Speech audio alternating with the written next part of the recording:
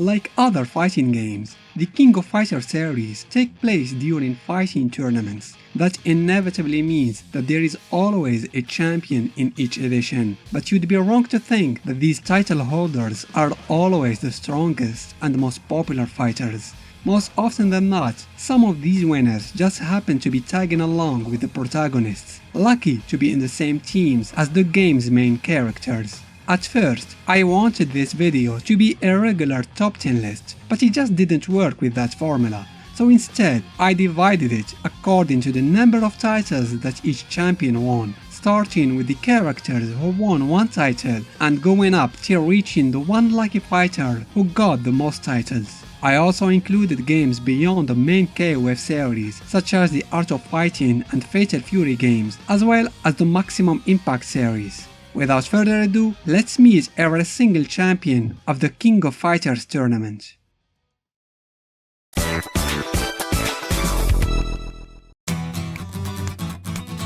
Let's start this video with the winner of the first KOF tournament ever. Ryo Sakazaki won the title one single time, and that was during the edition that was organized by Geese Howard. The events of this tournament were depicted in Art of Fighting 2, the only AOF game in the series that featured a fighting competition. The next winner is Rock Howard, who was the canonical champion of the Maximum Mayhem edition after he beat its host, Kane. Moving on to the main KOF series, Shingo Yabuki is one of the declared winners one time, more specifically in 1999, followed by Vanessa and Ramon in 2000, which by the way makes Vanessa the first female champion of KOF. Whip and Lin are next, having this honor in the last game of the Nest Saga, KOF 2001. Skipping the Dream Match entry 2002, we have the Ikari Warriors, Ralph, Clark and Leona as the official champions of KOF 2003 after they defeated the tourney's host Adelaide. Jumping all the way to the end of the Tales of Ash saga, we find Shenwu as one of the winners of KOF 13. And finally, the last fighters who joined this category of winners are Shun'ei and Meitein-kun in the recent KOF 15. Moving on to the characters who were declared champions of KOF twice. Interestingly, we find exactly two figures, Elizabeth and Dulon. They won the editions of 11 and 13. I know I said in the Tales of Ash video that the Sacred Treasures team were the ones who made it to the finals, but that was a mistake I made. It was in fact the rival team who won that KOF. This is as far as the main series is concerned anyway, because if we take into consideration the Maximum Impact series, we'll find a third holder of two titles. Alba Mera is the winner of the two main games of that series. Now for the winners of 3 KOF titles, we have to go back to the Fatal Fury series to uncover the first holder of these titles. Terry Bogard won the KOF tournaments of the original Fatal Fury when he kicked Geese out of his balcony, Fatal Fury 2 against Wolfgang Krauser, and Real Bout Fatal Fury when he kicked Geese again out of his tower's balcony, only that time it was fatal. The other winners of 3 titles can be found in the KOF series, namely K-Dash and Maxima. They won the competitions of KOF 99, 2000 and 2001. Basically, K-Dash was the champion of the games where he was the main protagonist. Not bad for someone who always reluctantly participates to KOF. Nobody won the title exactly 4 times, so let's resume with those who got it 5 times. Only 2 characters have this number of titles actually, Kyo and Diamond, winners of KOF 94, 95, 96, 97 and 14. It helps a lot being a close friend to the series' main protag, doesn't it, Mr. Diamond? Before we continue, I'd like to mention 2 special figures who have ties with the tournament's championship. The first is Antonov. He is the host of KOF 14 and also a self-declared original champion of KOF. Most of the characters don't take his claims seriously, but I find it quite curious how he believes so much what he says. Is he just daydreaming after all? I mean, he does have a wild imagination, as seen in his team's ending in 15. Look, I like you man, and I want to believe you, but you got to give us proofs. Tell us when did you win exactly, and I'll gladly put you in the list. The other figure is Billy Khan. Unlike Antonov, Billy is truly a canonical KOF champion. The problem is, none of the tournaments he won was converted into a game. The other problem is, we don't know how many tournaments he won either. Between the first KOF competition that Geese organized, the one that Rio won, and the tournament that Terry won in the first Fatal Fury, it is confirmed that Geese organized many tournaments, and the one winner of all these tournaments was Billy. He was the undisputed Geese's champion during that time, until Terry came in and ruined his life. But as I said, we don't know how many times he won. Regardless, he certainly deserves to be mentioned as well.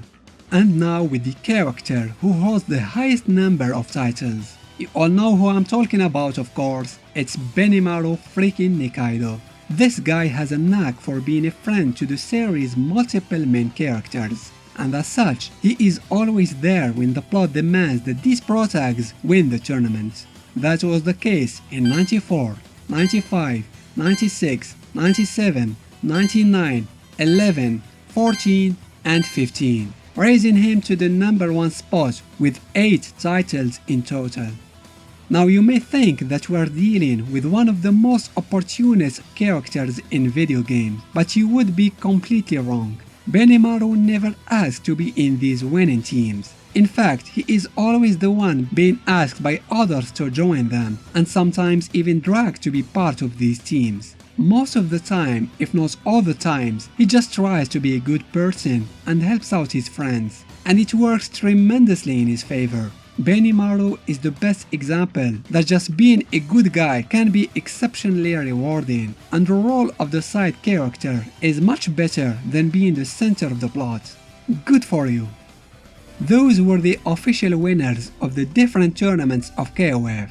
There are, however, alternative champions that may or may not have won some of these titles. The possibility that these characters had won KOF titles is pretty dim, but I still feel I need to mention them regardless. The first couple of fighters are Iori and Shizuru in 97. We know that the Sacred Treasures team are the ones who defeated Orochi canonically. This much is certain, but the final boss is not always the host of KOF, and that is true for Orochi. By the time Kyo, Iori and Shizuru teamed up and fought the Orochi team and their boss, the tournament was already over. Now some may say that the Sacred Treasures were a team from the start, but I don't think that was the case either. We know that Kyo was with his team, Shizuru was part of the women fighters, and Iori was roaming around alone until the Riot of the Blood got him and attacked the winners of the tournament. So the most plausible scenario is that Team Japan won KOF 97, was attacked by Orochi Iori,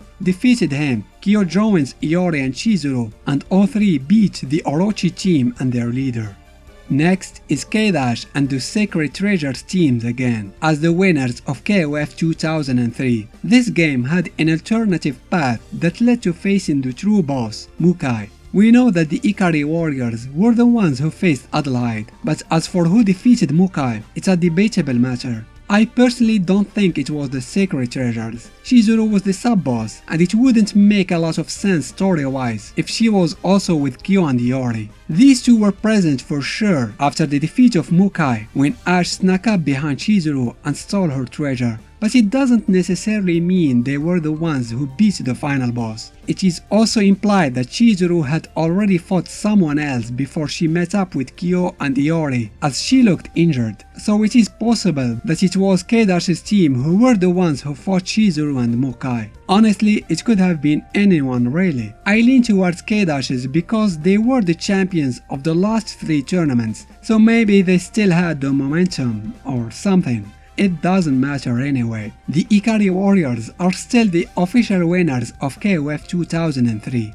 Moving on to KOF 13. I did say that it was Elizabeth's team that were the winners of that edition, but it is not an obvious fact. That game deliberately made sure to keep the identity of the champions vague. As a result, when it comes to choosing a clear winner for that KOF, many go for the default protag and his friends, aka Team Japan. But I don't agree with that. We know at least that Elizabeth was in the arena when Ash was erased from time. That can be interpreted as she was the one with her teammates who defeated Psyche and Dark Ash. And it would also make more sense since she is one of the main characters of the Tales of Ash saga. Plus, if Team Japan is the champion, that means Benimaru has 9 titles, not just 8. Now that is just being greedy. Finally, let's talk about the alternative winners of KOF 15, in other words, team rivals. Now this possibility is a lot more acceptable. The leader of the rival team, Isla, is also an amplified Spectre, and she has ties with the game's main bosses. Her team is the only team with shun'eis who have a special intro cinematic against Otomaraga. So if you want to consider them as the canonical winners of KOF 15, it's totally fine. However, there is one small detail that makes the hero team a little bit stronger of a contender to the tournament's title, and that is the intro cinematic. It shows shun'ei and his teammates going against Otomaraga and nobody else. It doesn't clearly show that they were the winners of the tourney, of course, but it kind of implies it. Before wrapping up this video, I'd like you to take a moment and press your F to pay respect to all those super popular characters who, despite how many countless times they were part of the roster, never managed to win a single title. Maybe next time, losers.